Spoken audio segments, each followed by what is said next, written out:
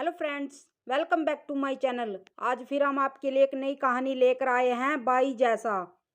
बादशाह अकबर तब बहुत छोटे थे जब उनकी मां का देहांत हुआ था। चूंकि वह बहुत छोटे थे, इसलिए उन्हें मां के दूध की दरकार थी। महल में तब एक दासी रहती थी जिसका शिशु भी दूध मुहा था। वह नन्हे अकबर को दूध पिलाने को राजी हो गई।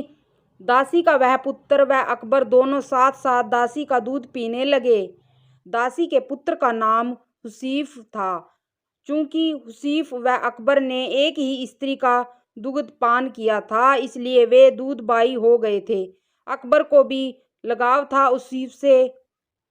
समय बीतता रहा, अकबर बादशाह बन गए और देश के सर्वाधिक शक्तिशाली सम्राट बने। लेकिन हुसीफ एक मामूली दरबारी तक न बन पाया। उसकी मित्रता जुआरियों के साथ थी और कुछ ऐसे लोग भी उसके साथ ही थे जो पैसा फिजूल बहाया करते थे।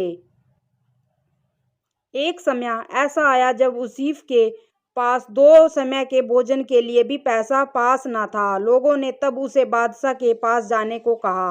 हुसीफ ने बादशाह अकबर के पास जाने की तैयारी शुरू कर दी। हुसीफ के दरबार में पहुंचते ही बादशाह ने उसे ऐसे गले लगाया जैसे उसका सगा भाई ही हो। लंबे अरसे के बाद हुसीफ को देख बादशाह बेहद खुश थे।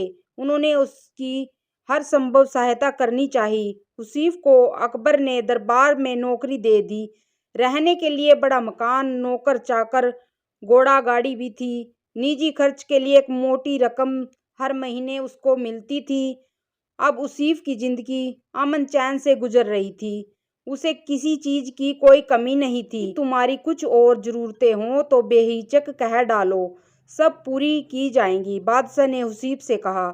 तब हुसीफ ने जवाब दिया, आपने अब तक जितना दिया वह काफ़ी है। शाही जीवन बिताने को बादशाह सलामत आपने मुझे इज्जत बख्शी, सर उठाकर चलने की हैसियत दी। मुझसे ज़्यादा खुश और कौन होगा।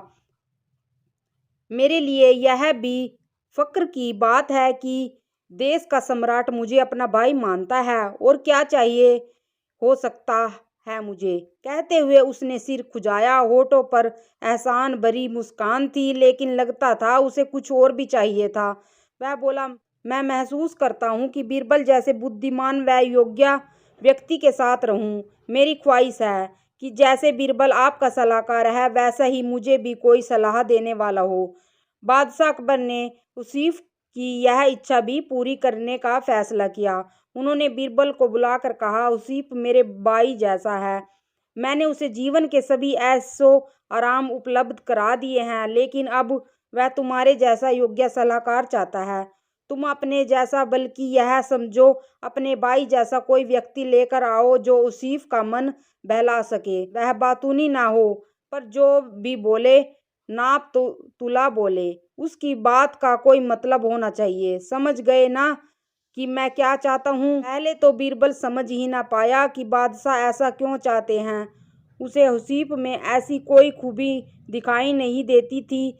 जी हजूर, बीरबल बोला, आप चाहते हैं कि मैं ऐसा आदमी खोज कर लाऊं जो मेरे भाई जैसा हो।